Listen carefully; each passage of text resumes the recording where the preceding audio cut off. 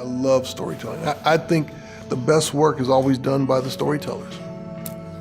And I think our most important intellectuals have been and will continue to be the storytellers.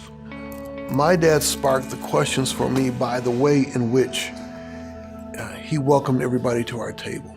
You know, back in those days, the Jehovah's Witnesses would knock on your door constantly, the Mormons would come through. They all thought my dad was on the cusp of conversion, but he wasn't. I mean, he was a serious Christian, but he just liked to listen, and he liked to ask questions, and he liked to see a mind at work.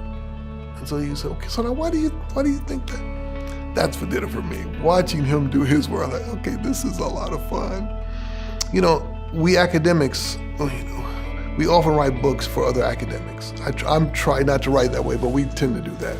So I was pleased to be able to write a commentary that I could give to anybody.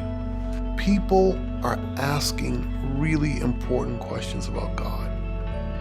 And the question for all of us who are in this educational endeavor is, can we hear them? Can we hear the God questions being asked? You can show them that they're asking a question about God, even though they may not think they're asking a question about God. They're asking about a question about God's life and their life. They're asking about a question about what makes God happy, what makes God unhappy. They're doing all that, and what they need is for somebody to say, you know, that's kind of what you're doing. And once someone realizes that's what they're doing,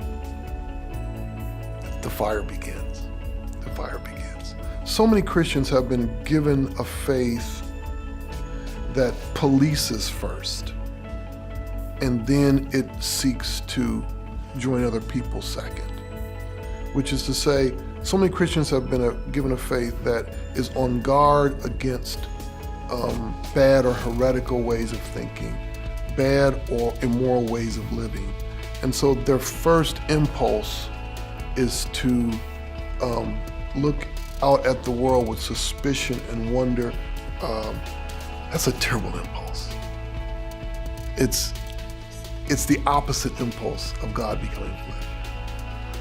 God did not become flesh and say, okay, what can I fix?